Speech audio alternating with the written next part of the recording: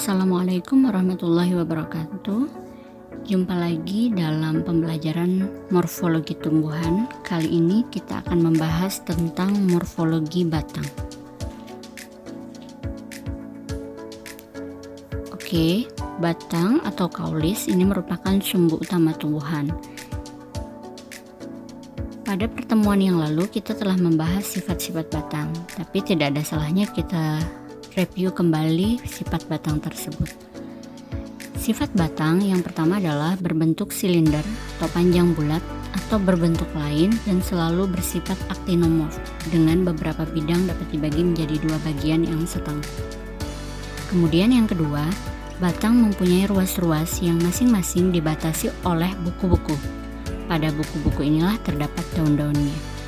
Yang ketiga, tumbuhnya menuju cahaya matahari, jadi bersifat heliotrop atau fototrop. Yang keempat, batang selalu bertambah panjang pada bagian ujungnya sehingga mempunyai pertumbuhan yang tidak terbatas. Mengadakan percabangan yang tidak pernah digugurkan kecuali kadang-kadang cabang yang kecil atau ranting. Dan yang selanjutnya adalah warnanya tidak hijau kecuali tumbuhan yang berumur pendek atau pada waktu batang masih muda.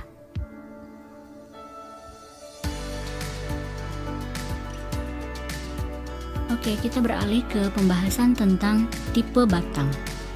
Berdasarkan jelas atau tidaknya batang, maka tumbuhan dapat dibedakan menjadi dua macam, yaitu tumbuhan yang tidak jelas batangnya atau planta akaulis, serta tumbuhan yang jelas batangnya. Tumbuhan yang tidak jelas batangnya, jika batangnya sangat pendek sehingga daunnya seolah-olah keluar dari bagian atas akarnya. Susunan daunnya rapat satu sama lain dan merupakan suatu roset. Batangnya tumbuh dengan cepat dari tengah-tengah roset daun, sedangkan daun-daunnya jarang, bercabang-cabang dan mendukung bunga-bunganya. Bisa dilihat di gambar bahwa contoh batang yang tidak jelas adalah lobak dan sawi. Selanjutnya, tumbuhan yang jelas batangnya terbagi lagi menjadi 4 tipe. Yang pertama adalah batang basah atau herbaceous. Ini jika batangnya lunak dan berair. Pada gambar bisa dilihat contohnya adalah bayam dan tumbuhan krokot. Yang kedua adalah batang berkayu atau lignosus. Jika batangnya keras serta kuat, disebabkan sebagian besar terdiri dari kayu. Batang jenis ini bisa terdapat pada pohon-pohon atau semak-semak.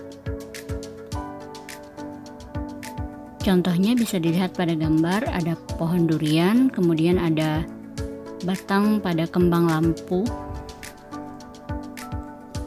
Yang ketiga, masih tipe batang dengan tumbuhan yang jelas batangnya, yaitu berbatang rumput atau kalmus. Jika batangnya tidak keras, ruas-ruasnya nyata dan biasanya mempunyai rongga. Contohnya dapat dilihat pada gambar, terdapat pada jenis rumput-rumputan dan pada padi. Tipe terakhir untuk tumbuhan yang jelas batangnya adalah batang mendong atau kalamus. Contohnya terdapat pada tumbuhan mendong. Demikian tadi tentang tipe batang. Selanjutnya kita bahas tentang bentuk batang. Bentuk batang ialah penampang atau irisan melintang batang. Berdasarkan dari sudut bentuk penampang melintangnya, maka ada bermacam-macam bentuk batang. Pada tumbuhan dicotyledon atau berbiji belah, biasanya mempunyai batang yang bagian bawahnya lebih besar dan makin ke ujung makin kecil. Secara keseluruhan, batangnya berbentuk kerucut yang memanjang dan batangnya bercabang atau tidak bercabang. Pada tumbuhan monocotyledon atau berbiji tunggal, batangnya dari pangkal sampai ke ujung hampir tidak ada bedanya. Akan tetapi, ada beberapa golongan yang bagian pangkalnya juga lebih besar dan selanjutnya makin ke atas besarnya tetap sama. Oke, untuk bentuk batang ada beberapa. Yang pertama adalah bulat atau teres. Bisa dilihat di gambar, batang dengan bentuk yang bulat itu dapat dilihat pada pohon kelapa. Kemudian ada pohon bambu. Nah, selanjutnya bentuk batang yang kedua adalah bersegi atau angularis. Untuk batang bersegi ini dapat dibagi menjadi batang dengan bangun segitiga, contohnya pada batang teki, rumput teki, kemudian batang dengan bangun segi empat. Contohnya adalah pada batang iler atau batang markisah, bisa dilihat pada gambar ya. Bentuk batang yang ketiga adalah pipih. Batang dengan bentuk seperti ini melebar menyerupai daun dan juga mengambil alih tugas daun, antara lain dapat mengadakan asimilasi, reabsorpsi, respirasi, dan transpirasi. Batang yang demikian ini dinamakan Phylocladia atau Phylocladium jika sangat pipih serta mempunyai pertumbuhan yang terbatas. Bisa dilihat pada gambar, ada contoh tumbuhan jakang. Kemudian ada juga Cladodia atau Cladodium, ini jika tetap tumbuh terus serta selalu bercabang. Pada gambar itu ada Opuntia vulgaris.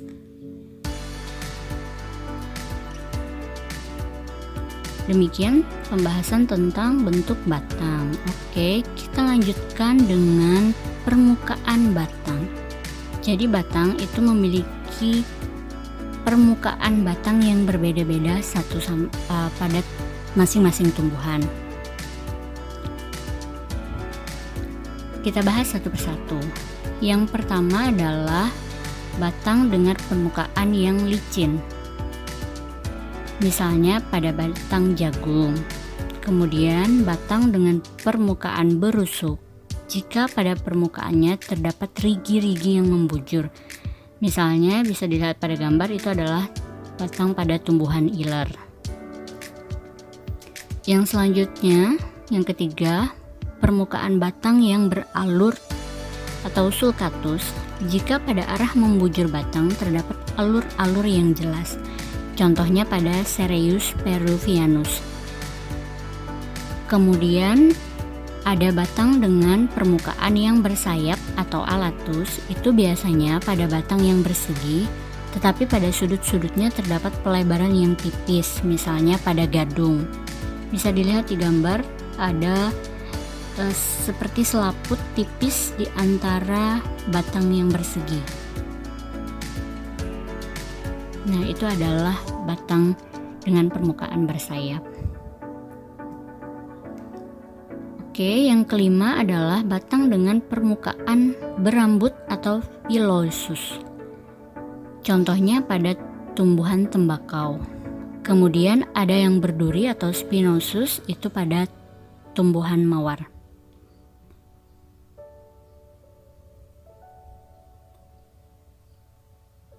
Berikutnya adalah permukaan batang yang memperlihatkan bekas-bekas daun. Nah, bisa dilihat di gambar ada pohon kelapa dan pohon pepaya. Jadi pada bagian batang-batangnya ini terlihat bagian-bagian yang menunjukkan bekas-bekas daunnya. Nah, kemudian ada lagi yang memperlihatkan bekas-bekas daun penumpu. Pada gambar ini ada pohon keluih, batang keluih, kemudian ada batang nangka.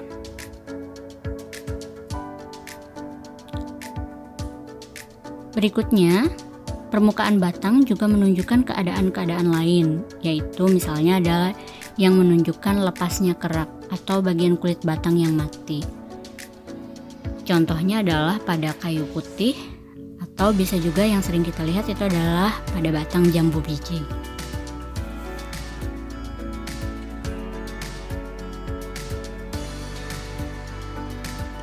Kemudian ada yang batang yang permukaannya memperlihatkan banyak lentisel. Oke, kita lanjut ke arah tumbuh batang. Jadi tadi sudah ada permukaan batang, kali ini kita akan bahas tentang arah tumbuh batang. Arah tumbuh batang yang pertama adalah tegak lurus, contohnya pada pepaya dan kelapa. Kemudian ada yang menggantung, selanjutnya ada yang berbaring, contohnya pada semangka. Ada yang menjalar pada kangkung, kemudian ubi jalar. Ada juga yang arah tumbuh batangnya serong ke atas, contohnya pada kacang tanah. Dan ada yang mengangguk atau nutans, ini adalah contohnya pada bunga matahari. Kemudian ada batang yang arah tumbuhnya memanjat, contohnya pada tumbuhan sirih. Dan ada juga yang arah tumbuh batangnya adalah membelit, contohnya pada bunga sungsang. Mudah diingatkan ya, macam-macam arah tumbuh batang. Oke, selanjutnya kita beralih ke percabangan pada batang. Secara umum, percabangan pada batang itu terbagi menjadi 3, yaitu monopodial, simpodial, dan menggarpu. Monopodial ini adalah jika batang pokok itu selalu terlihat jelas. Ini disebabkan karena batang pokok lebih besar dan lebih panjang, atau dengan kata lain, dia lebih cepat pertumbuhannya daripada cabang-cabangnya. Nah, tumbuhan dengan jenis percabangan batang monopodial ini adalah kapuk atau misalnya durian. Adapun untuk percabangan yang simpodial adalah jika batang pokok itu sulit ditentukan. Kenapa? Karena batang pokoknya menghentikan pertumbuhan dan pertumbuhan cabang lebih dominan. Dengan kata lain, cabang-cabangnya itu bisa menyusul pertumbuhan batang pokoknya. Contoh tumbuhan yang memiliki percabangan simpodial ini adalah pohon sao atau pada tumbuhan bougainville. Yang terakhir adalah percabangan menggarpu. Percabangan menggarpu ini jika batang memiliki cara percabangan di mana setiap kali bercabang akan menjadi atau terbagi menjadi dua cabang yang sama besar, atau dengan istilah lain disebut dengan dikotom. Oke, kita lanjut ke jenis-jenis percabangan pada batang. Yang pertama adalah geragi atau stolon. Geragi ini adalah cabang kecil, panjang, tumbuhnya merayap, dan dari buku-bukunya ke atas keluar tunas baru dan ke bawah itu tumbuh akar-akar. Contoh tumbuhan dengan jenis percabangan geragi ini adalah stroberi. Kemudian ada yang kedua, ada wiwilan atau Virga singularis, yaitu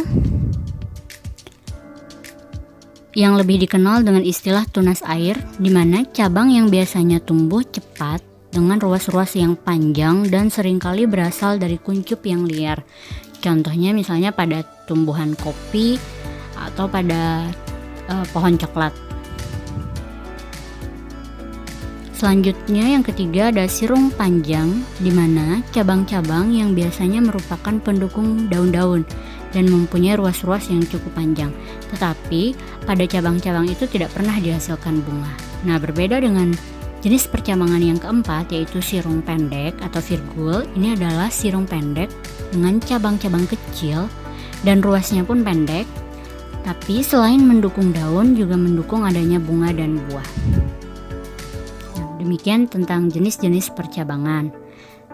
Pembahasan berikutnya adalah tentang arah tumbuh cabang.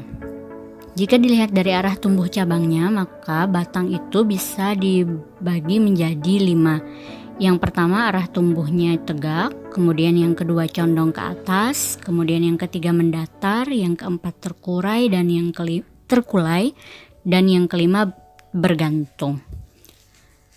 Nah, tumbuhan dengan arah tumbuh cabang tegak atau fastigiatus ini jika sudut antara batang dan cabang sangat kecil. Adapun untuk arah tumbuh cabang yang condong ke atas atau patens itu jika batang dan cabang membentuk sudut kurang lebih 45 derajat. Yang ketiga, untuk arah tumbuh cabang mendatar atau horizontalis adalah jika sudut antara cabang dan batang pokok yang terbentuk kurang lebih 90 derajat.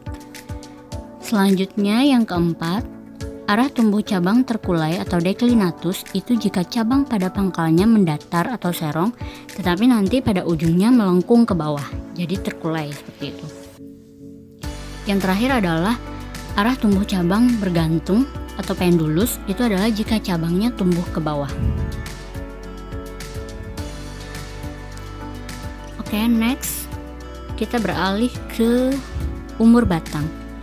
Jadi tumbuhan itu memiliki batang yang juga bisa kita tentukan umur batangnya. Yang pertama adalah anual. Anual ini adalah tumbuhan yang kalau dengan istilah lain disebut dengan tumbuhan yang hidup satu siklus. Kemudian yang kedua ada biennial, adalah tumbuhan yang untuk hidupnya mulai dari tumbuh sampai dia menghasilkan biji itu memerlukan waktu selama 2 siklus. Nah, sementara yang ketiga yaitu perennial adalah tumbuhan yang dikenal dapat mencapai umur bertahun-tahun. Nah, demikian untuk umur batang dan pembahasan tentang batang-batang lainnya yang sudah dijelaskan di atas tadi. Oke, demikian pembahasan kita tentang morfologi batang. Sangat banyak memang, tapi jika kita telah lagi satu persatu, batang-batang tersebut dapat diamati dalam kehidupan kita sehari-hari, jadi akan lebih mudah untuk memahaminya. Demikian, terima kasih, sampai jumpa lagi. Assalamualaikum warahmatullahi wabarakatuh.